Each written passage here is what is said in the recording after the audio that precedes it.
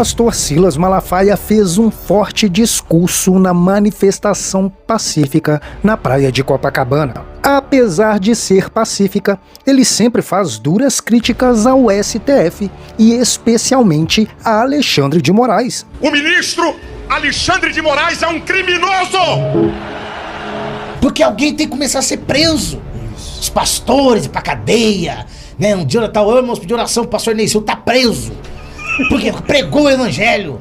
Quem veio no podcast Eu Acredito Podcast e falou sobre as alfinetadas do pastor Silas Malafaia e disse que o pastor Silas Malafaia tá querendo mesmo ser preso. Foi o pastor Carlos Eduardo, que não poupou palavras e teceu o seu comentário sem medo. E tudo isso você vai ver agora. Se você quer ficar por dentro de tudo o que acontece no meio gospel e também na grande mídia, se inscreva agora em nosso canal, ative o sininho e coloque para receber todas as nossas notificações, dê um toque no botão curtir para nos apoiar e sem muita demora, vamos ao vídeo.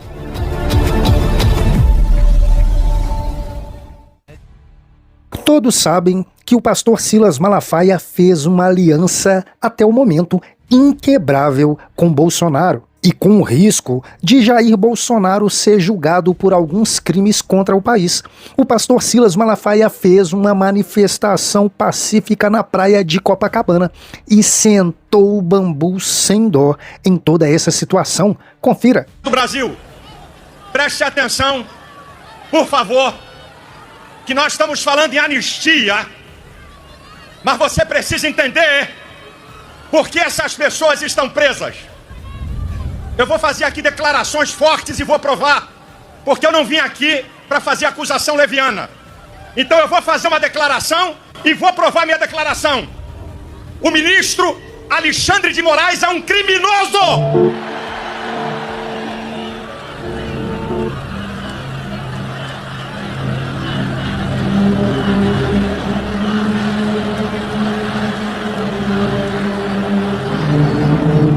Então vamos às provas. Quando você faz uma acusação desse nível, você não pode usar bravata. Você tem que provar. Onde é que começa a história de crimes de Alexandre de Moraes? Há quase 6 anos atrás, ele passou a presidir o inquérito de fake news. Esse inquérito é imoral e ilegal porque não tem a participação do Ministério Público. Artigo 129 da Constituição, que é obrigado. A partir desse inquérito, Alexandre de Moraes, ele estabelece o crime de opinião. Como no Estado democrático de direito, você tem crime de opinião? Ele rasga o artigo 5º, inciso 4º, a liberdade de expressão, e ele estabelece a censura. Artigo 220, parágrafo 2º da Constituição, diz que a censura é vedada. A partir daí, ele cerceia redes sociais de brasileiros, de políticos, prende gente por opinião e tem gente exilada no exterior por causa de opinião. E aí você vai para uma sequência de crimes desse ditador. A coisa é mais grave do que a gente está falando aqui ou pensando. Para vocês terem uma ideia, agora o Ministério Público da Espanha, Alexandre de Moraes, pede a extradição do jornalista Oswaldo Eustáquio, crime de opinião. O Ministério Público da Espanha dá uma lambada em Alexandre de Moraes. O que pra você é crime, aqui na Europa é liberdade de expressão. Se a gente continuar, Alexandre de Moraes, todo brasileiro, artigo 5º, inciso 55 da Constituição, tem direito ao duplo grau de jurisdição. O que é isso? O direito de você recorrer às instâncias. Lula e sua quadrilha foram condenados em todas as instâncias com amplo direito de defesa. Ele rasga o artigo 102, que diz quem tem foro no Supremo. Essas pessoas foram cerceadas do devido processo legal. A coisa é muito séria, minha gente. Essas pessoas não tiveram direito a recorrer nada. Sabe qual é o crime? Golpe de Estado e ação violenta contra o Estado Democrático de Direito. Isso é uma piada! Isso é uma safadeza! E se você continuar, você vai ver que Alexandre de Moraes rasga várias leis. Vou citar uma. 12.850/2013, artigo 4º. A delação premiada tem que ser espontânea. O Brasil viu o que Alexandre de Moraes fez com o Coronel Cid. Olha, já tem uma ordem de prisão contra você. Se você não atender o que a gente está falando, a tua família, tua mulher e tua filha, nós vamos continuar o processo. Isso também é abuso de autoridade. Para vocês entenderem, você quer ver uma outra? O Código de Processo Penal, o artigo 254 diz sobre suspeição de juiz. Alexandre de Moraes declarou que ele é vítima, que havia um complô para matá-lo. Ele não pode presidir esse inquérito porque ele é vítima.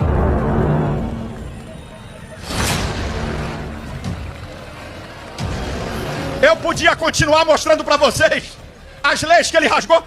Presidente Bolsonaro, ele rasga leis de tratados internacionais do Brasil. A convenção da ONU contra a tortura. Não se pode aceitar ameaça de ninguém em processo judicial.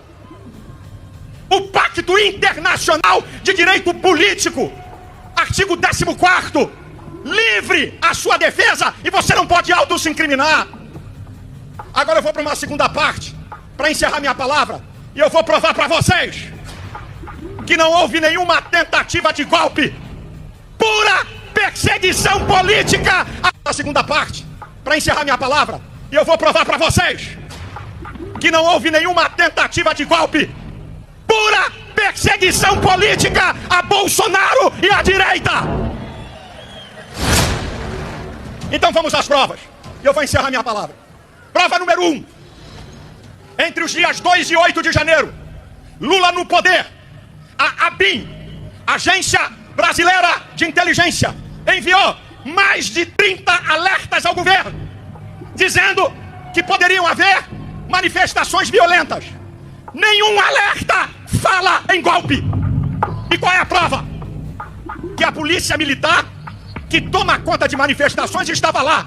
Se houvesse tentativa de golpe, Lula assinava uma GLO, garantia da lei e da ordem, e botava as Forças Armadas em Brasília. Prova número 2, que não houve golpe. O general, diretor do GSI, o gabinete de segurança de Lula. Gente, isso é uma piada. O palácio de portas abertas, recebendo pseudos golpistas e ele dando água. Que golpe é esse, minha gente? Terceira prova, como disse o deputado Pazuello para mim, não existe golpe contra prédios. É dano ao patrimônio público. Golpe é para quem está no poder. Lula estava livre e solto em Araraquara. Ninguém tentou nada contra ele. Terceira prova que não teve golpe. Qual a arma que foi apreendida?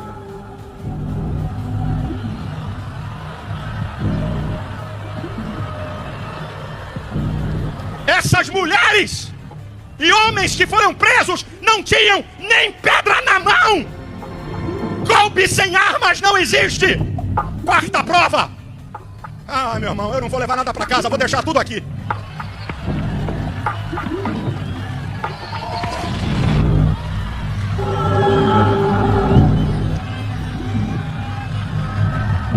Quarta prova. Senhor Flávio Dino!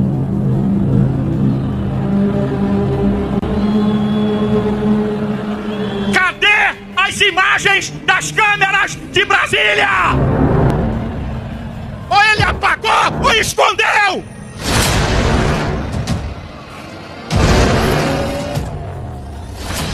Prova número 5.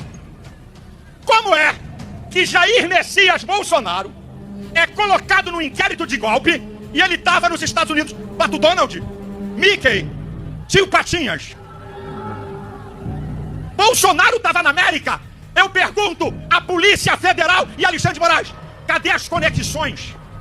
Onde estão as provas que Bolsonaro estava comandando da América essas pessoas? Sexta prova, e essa aqui é interessante, de que não houve golpe. Preste atenção. O ex-comandante do Exército, Freire Gomes, 8 horas de depoimento na Polícia Federal. Olha o que ele fala.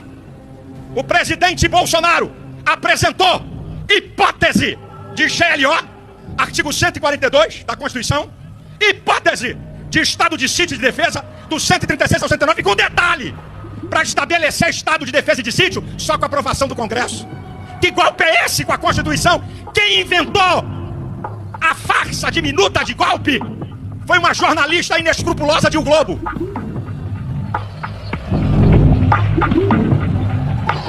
Então vai aqui meu desafio. Alexandre de Moraes, Polícia Federal, mostra a minuta de golpe e vamos deixar de conversa fiada. Última prova para eu encerrar. Eu estou mostrando provas de que não houve golpe. Quebra-quebra em Brasília, a esquerda fez pior, e várias vezes. Última prova. A delação do Coronel Cid. A delação do Coronel Cid é cheia de narrativas. É que fulano disse, Beltrano disse aquilo, Beltrano disse para ciclano. Não tem prova de nada. Ele mudou a delação várias vezes. E nós assistimos um vídeo que eu acabei de citar, de Alexandre de Moraes, pressionando ele. Agora, eu vou dar uma resposta a Alexandre de Moraes sobre a delação de Cid, citando o eminente ministro, decano do STF, Gilmar Mendes.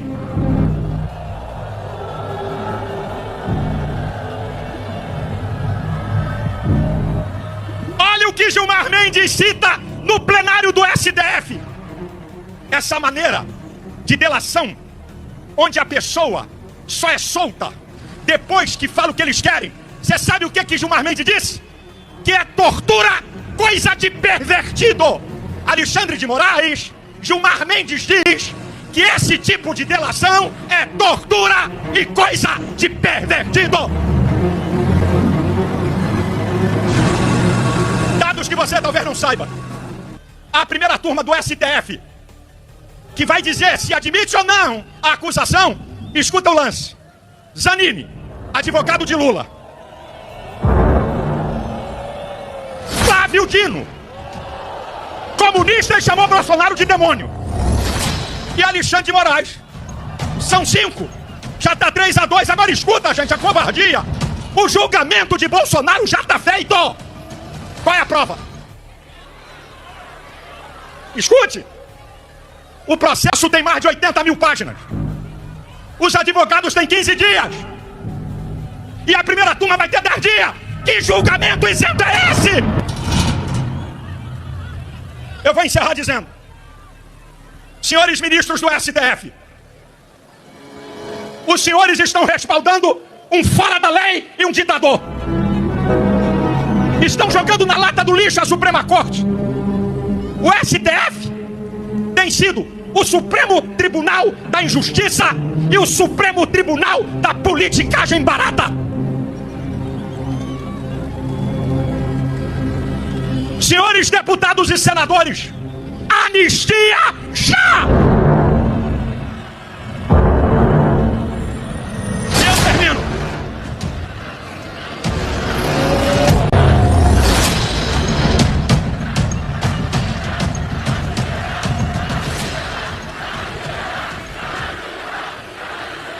Por tudo isso que eu falei, eu provo que essas pessoas estão presas injustamente. Mas eu vou fechar dizendo uma coisa aqui. Pastor, o senhor é radical, hein? Não. Eu vou deixar uma janela. Eu quero apelar aos ministros do STF, aos senadores e deputados. O Brasil é uma nação pacífica. Isso não serve para lado nenhum.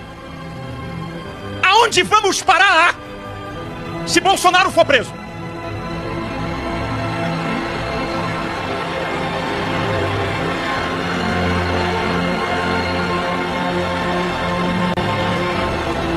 Você sabe o que é que pode acontecer? Duas coisas: nada ou tudo. E pra zerar, brava gente brasileira, longe vá, temor servir, ou ficar a pátria livre, ou morrer pelo Brasil. Ou ficar a pátria livre, ou morrer pelo Brasil. Quem falou sobre essas atitudes do pastor Silas Malafaia foi o pastor Carlos Eduardo, que não poupou palavras e teceu seu comentário sem medo e sem máscaras. E segundo o pastor Carlos Eduardo, já chegou mesmo o tempo de pastores como o pastor Silas Malafaia ser preso. Confira. E claro que eu trago uma frase comigo. O mundo está ruim porque a igreja não está boa. A igreja não está boa. Então esse cenário tudo é para despertar a igreja, não é nem para anunciar o princípio das dores? Não, para mim, minha opinião, a do pastor Diego, para mim é para despertar a igreja. E ela tá ficando bom, e tá começando a ficar legal no Brasil. Eu tenho uma amiga minha, em Goiânia, a Fernanda, tá presa. Crente. Aquela cantora lá, beleza, né? Tá presa, graças a Deus. E tem um pastor Graças a Deus que ela tá presa? Sim, porque alguém tem que começar a ser preso. Isso. Os pastores ir pra cadeia, né? Um dia tal, irmãos, pedir oração, o pastor Neil tá preso. Porque pregou o evangelho. Né? Melhor que o de Marcelo foi preso, porque roubou. Então é bom, nós estamos precisando ter os pastores presos, os pregadores presos, os 15 dias na cadeia. Isso vai despertar a igreja. Agora, eu vejo até que o pastor Silas Malafaia às vezes dá uma alfinetada no STF agora mesmo. Mas que tá com a vontade de ser preso. Ele dá uma alfinetada agora, ele deu uma alfinetada muito... Alfinetada não, porque não foi indireta, foi Ele deu uma direta pro ministro Alexandre de Moraes na Marcha para Jesus no Rio de Janeiro, a fim de ser preso, irmão. Mas não é... Por que não prendem Mas o eu vou te explicar por quê. Porque não é... Você acha que alguns discípulos ou apóstolos pediram para ser preso? Não. Não.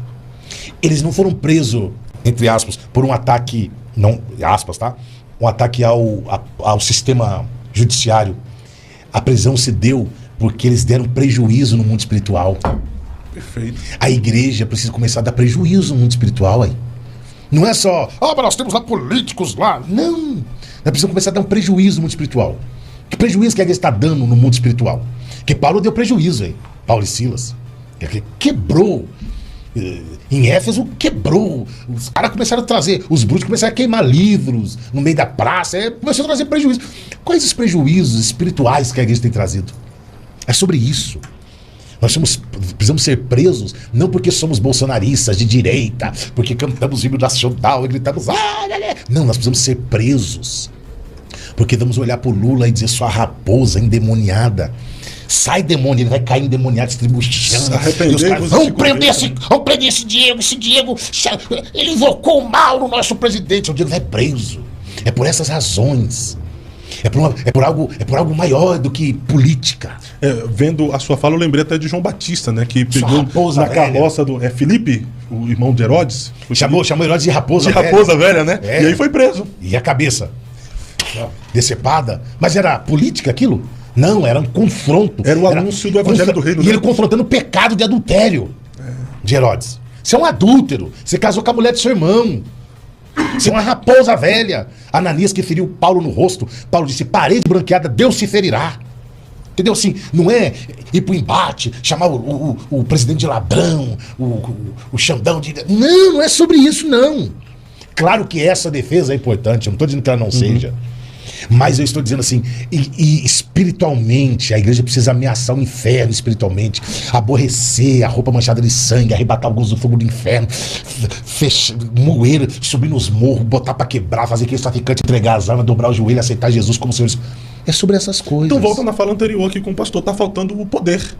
O evangelho de poder. Sim, nós temos a prática. De autoridade, nós né? temos a prática e gostamos de pregar muito sobre o que os apóstolos fizeram. Sobre o que os reformadores fizeram, né? Mas sobre o que nós estamos fazendo. Tá faltando o poder. Eu estava comentando, eu estou escrevendo sobre Asaf, até mostrei pro Diego hoje, pastor Diego hoje. Não chamei de pastor, nós chamamos de Diego. O que acontece? O Asaf escreveu um salmo e disse assim, ó, já não há mais símbolos entre nós, já não há profetas, e ninguém saiba até quando isso se dará. A igreja vive uma inércia.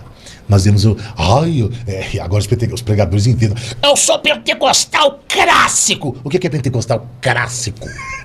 Pentecostal clássico, o paralítico tem que andar, então. A sombra tem que curar. Eu não posso ir lá na casa do Léo Dal Negro. Ô, Léo, não posso ir na sua casa, leva o meu lenço lá.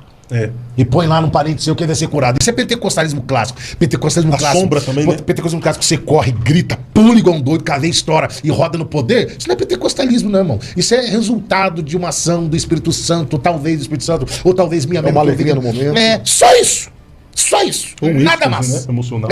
Nada mais. Então isso não é pentecostalismo clássico. Se você chegou até o final desse vídeo, se inscreva em nosso canal, ative o sininho e coloque para receber todas as nossas notificações. Dê um toque no botão curtir para nos apoiar. Esse é o canal Mover Gospel e eu espero por você aqui no próximo vídeo.